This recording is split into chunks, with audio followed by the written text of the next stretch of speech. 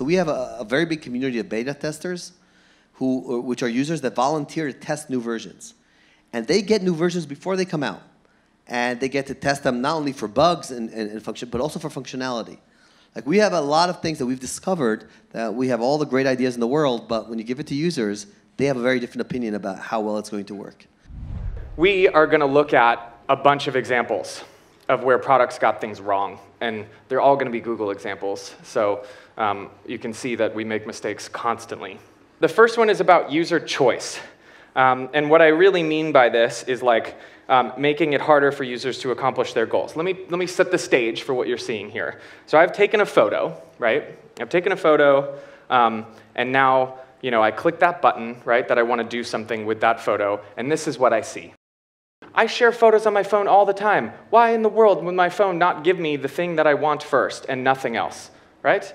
Like, or have that natively, right? Like, why am I overloading the user with so many choices? And it really just speaks to the fact that product development is this iterative cycle. You're going to come up with something, you're going to build it, you're going to launch it, and then you're just going to learn, and you're going to do it over and over and over again.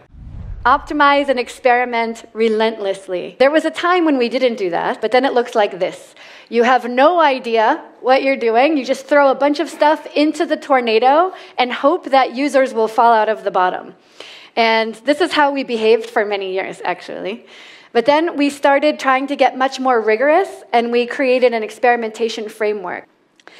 And this is really the difference between inches and miles. Inches, for us, it's the small optimizations, those little inches that get you where you need to be. This is the Waze icon that you see in the App Store. We decided, all right, let's try putting a flag on each one of them so that people feel like it's slightly more localized for them. It's kind of ridiculous, right? And here's what happened. Canadians like their flags so much that it increased organic installs by 12%. So starting off, you can ask yourself some key questions. And asking specific questions could lead you to ask other questions that you hadn't thought of. It's just a really good brainstorming exercise.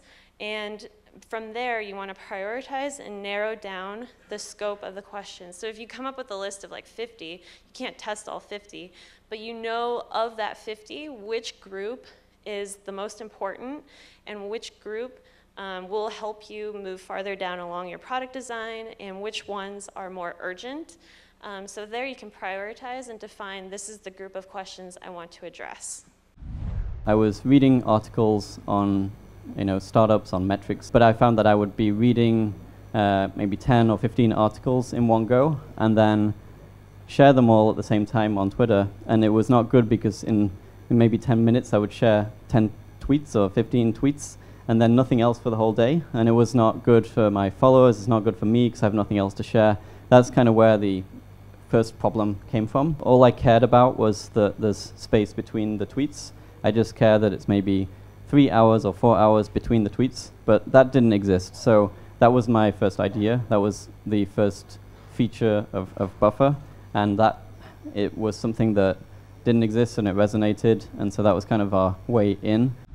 One thing I always say to entrepreneurs is, and something I learned from my first company, is that you want to be like 5 years ahead of your time, not 50 years ahead. Because if your idea is 50 years ahead of its time, even if it's the right idea and you thought it through correctly, you're basically going to be in a world of pain in the real world. There's going to be too many forces acting against, from raising money to convincing people this is the right thing or getting to commercialization quick enough. And so the great question is, was that the right time? Was I 5 years ahead and not 50? And that's a pretty hard art in itself. My example of that would be Charles Babbage being 100 years too early with the computer, right? I mean, he was right, it works, this defense machine, but he died never seeing it built. So I think that's the validation that I took. But if you're looking for validation and the consensus is everyone says to you, yeah, do it, it's probably, you're maybe too late already.